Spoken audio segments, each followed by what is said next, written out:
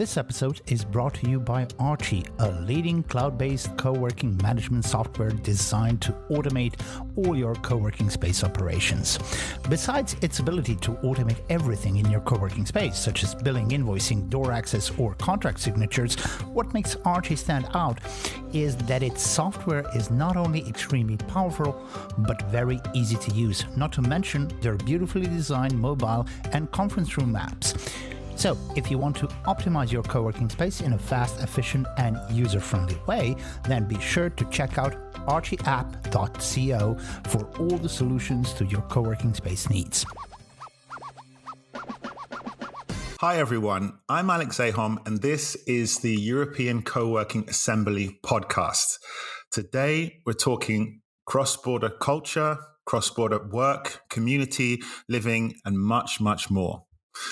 Recently, I was at a conference in Montenegro. Now, maybe some of the people watching don't know where that is, but I can tell you it's a very beautiful country. The region is amazing, but don't take my word for it. I met a great guy there called Edo Sadiković, and his story amazed me. So I'm delighted to have you on the podcast today. Edo, how are you? Hey, Alex, thank you for inviting me. Very, very, very nice. Good. How are you? Good. I'm great. So please tell us a little bit about where you're from, firstly.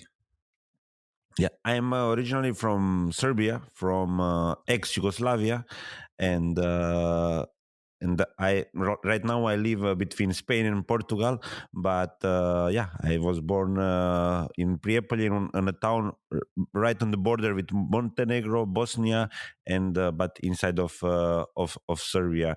So my generation is I remember when we were in a high school that we had more elections than. That we had more elections and then we had than our age. So it's like we were living in the constant political atmosphere, post-war political atmosphere that was kind of also a bit shaped what I do now. Wow. Yeah, there must be so much change. I mean, historically, there's so much change in the region. And then, of course, in the last, 20, 30 years or whatever, that, the countries are changing, cultures are adapting, people are moving around. So living on the border, living across these cultures must have been very interesting as well. Exactly. That's why I think I love speaking about borders and conflicts, just because maybe because I was born there. I always say that someone who is born on the border is just a bit more world person than other people who are maybe born in interior, just because there is this kind of small cultural difference that you can feel and that you can learn since you are growing. So for example, our accent from there is a bit more different because we have a bit of accent from Montenegro, a bit from Bosnia, a bit from Serbia. So our accent is quite different than Belgrade accent, for example. And but that's not just that. The same with the food, the same with some customs, and the same with many small things. How we live them, how we use them, just because we are kind of border people. Yeah, amazing. And definitely travel broadens the mind. We were talking a lot about digital nomads and those kind of people. But yeah, when you're living near borders, when you're traveling for work, you're traveling because of even conflict, whether it's voluntary or you're forced to, it definitely gives you a different perspective. And that's why I thought that I thought, when I was preparing for this for our talk, I thought of one of my old friends growing up, and his name's Boyan, and he's half Serb. Well, his father is half Serbian, half Bosnian, and his mother is Croatian. And I knew him from when I was like 12 until now, and I still quite can't get his background. It's so interesting, and there's so much difference and conflict, so many interesting stories. And as you said, it's shaped who you are and even what you do for work. So it's very interesting. Yeah, exactly, definitely. There is so many layers in the identity, especially for example, if you are born in any border, it's like you have so many layers of identity. But if that is border with so many religions, if you are border with like in where the war happened or post war happened, that means that it adds cultural, like it adds more and more layers to your identity, that it can be very confusing. And I think a lot of young people are also struggling, like okay, should I take a side, side should I take, or should I be neutral, or should I how should I proceed? So it's like I think it's a very interesting topic. Yeah.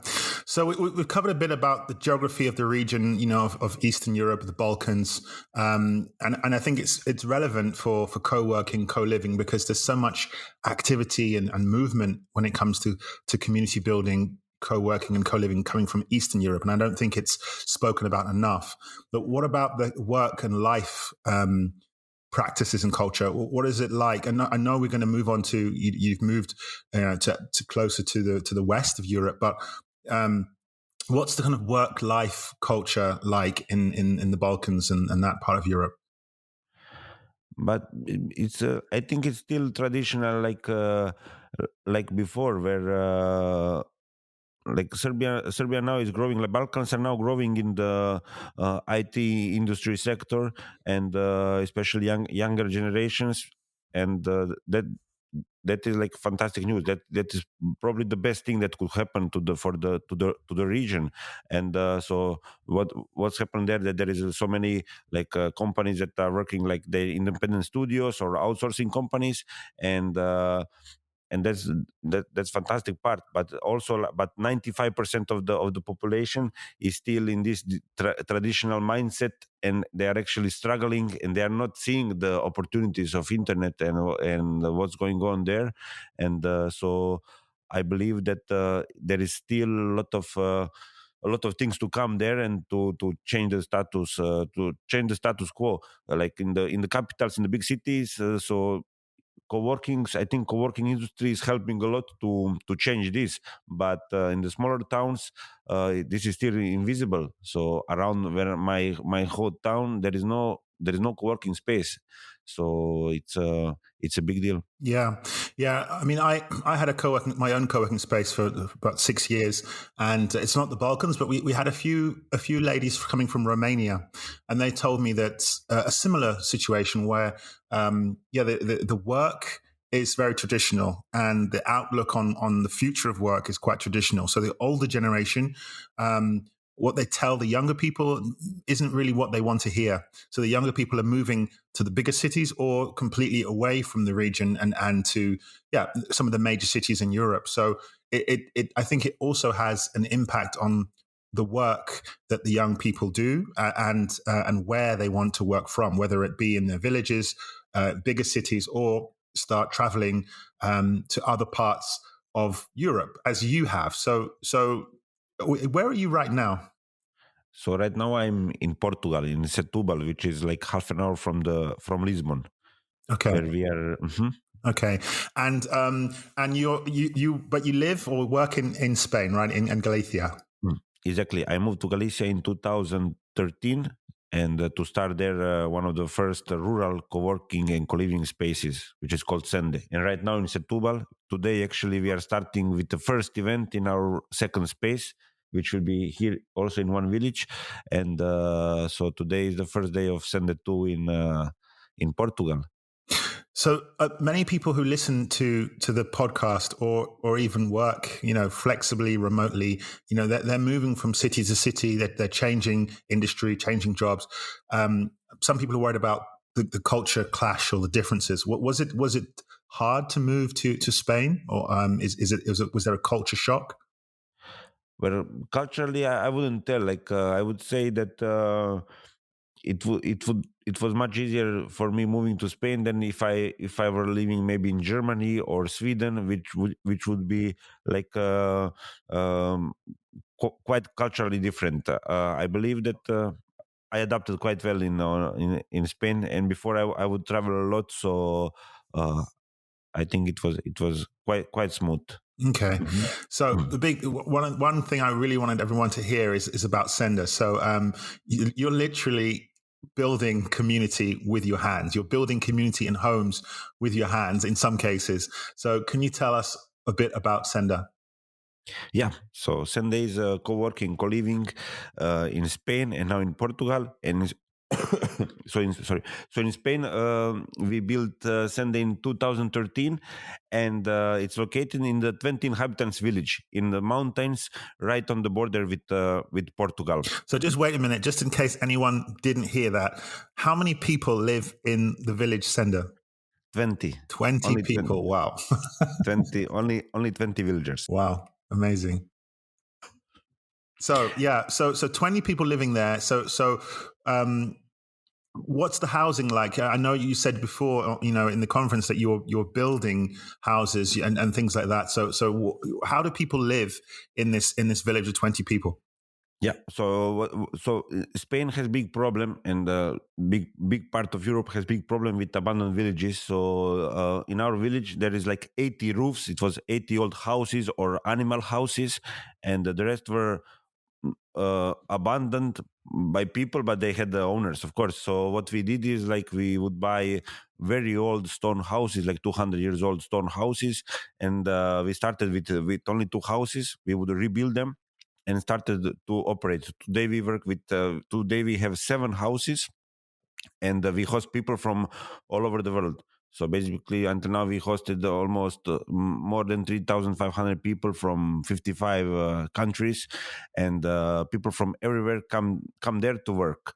Even people from the companies like everyone knows, like Google, Netflix, Disney, Boeing, but also a lot of small entrepreneurs and a lot of people who, as you mentioned, changed career. So many people changed their career. They adapted to this new way of living, not just digital nomadism, but just people realize that they can use the opportunity of internet and just work for someone or work on their own project. So what they do, they come to our village, and everything is kind of so people live in 7 houses. We have 7 houses, 2 co-working spaces, gardens, and they are all around the village. So we have one common kitchen where we cook together.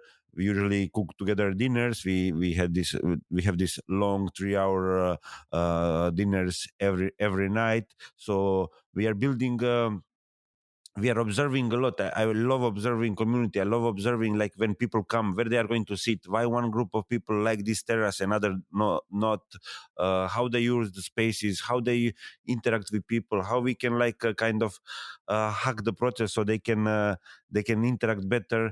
And most of these things is resolved with the oldest trick ever, to put people to cook together and to eat together. So like I always say, when we are building co-living, first build the kitchen and the rest. That's why in Portugal here now we have 3 kitchens and only 1 co-working space, and which is yeah.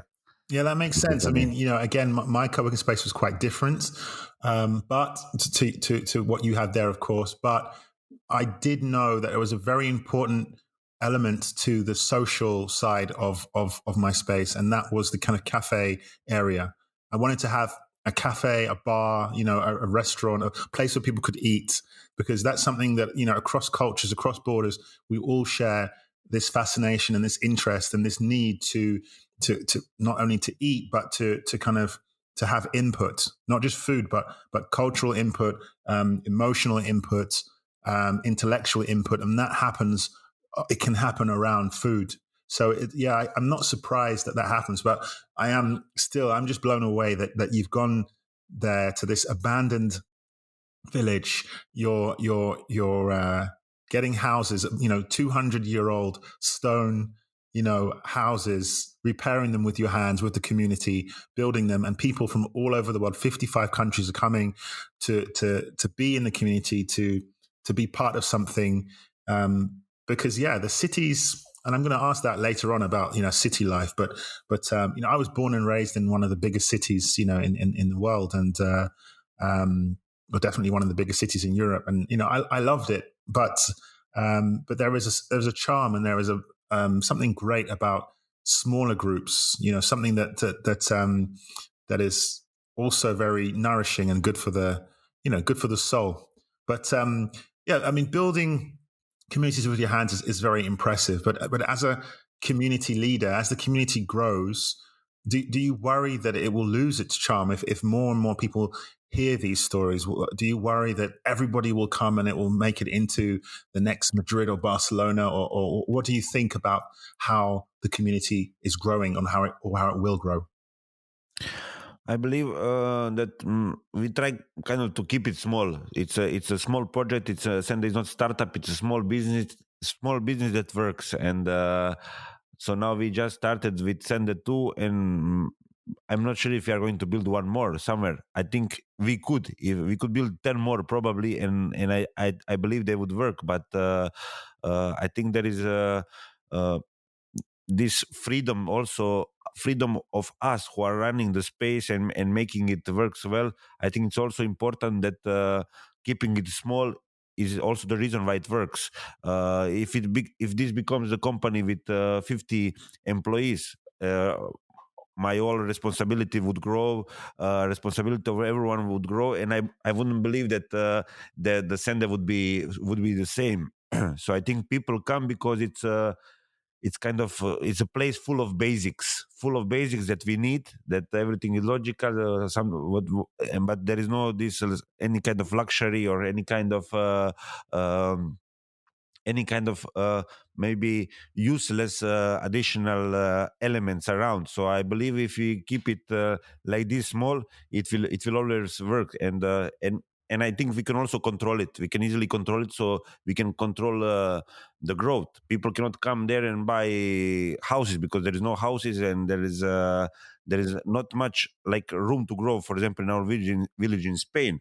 So what we can do, we can grow with events. We can grow with events, but like for digital nomads who are coming, there is always a limited number of people, and there is a sweet spot number, and so it's kind of. It's nice to keep it small, but it's also cool that people know that it's small, so they are already, for example, booking next year just to have their own spot in Sende for 1 month, and I think this is all kind of part of this even charm of Sende, but also it helps us with our marketing, and for us personally. Our aim is not to get super rich of Sende, but to make the ideal small business, and we are almost there, kind of. Yeah, I think it's very important that like you mentioned, the idea of small business, and I've spoken a lot about what the perception is of business, and the perception of co-working. When I started my co-working space, a lot of people I spoke to, the perception of co-working wasn't necessarily correct, especially in this part of the world. I think the perception was a bit off. And over the years, when a few, huge global players,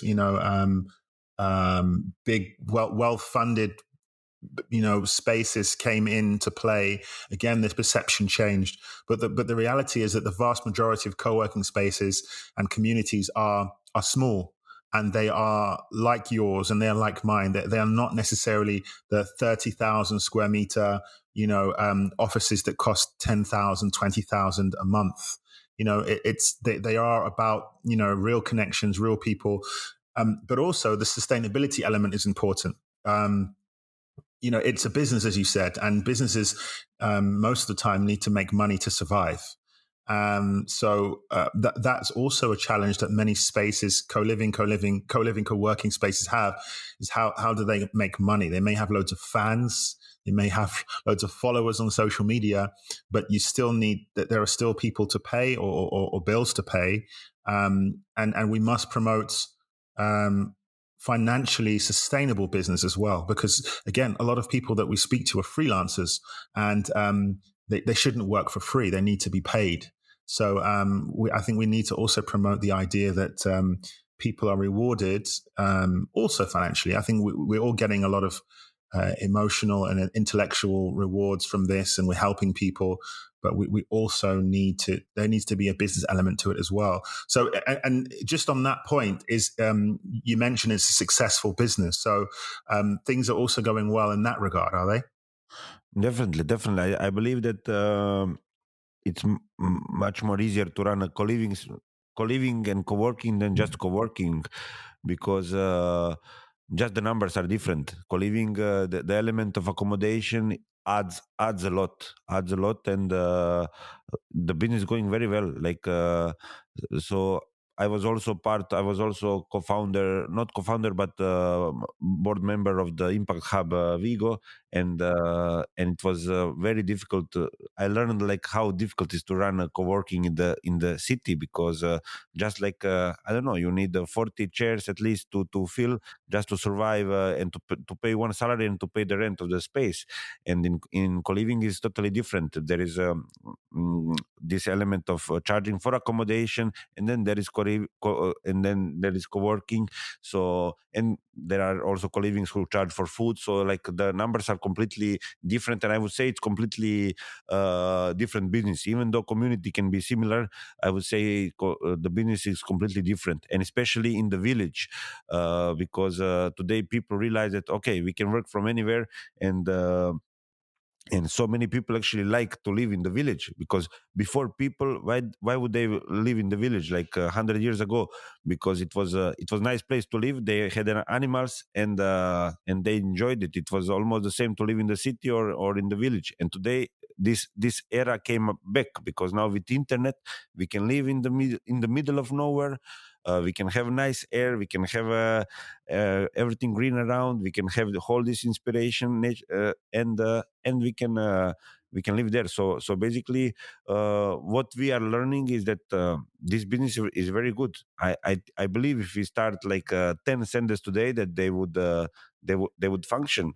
So now I was following closely all this co-living industry in rural. Like most of the spaces were fully booked, and I think also Corona boosted a bit the business, and only, and I would say all spaces who are working on community, they were working well.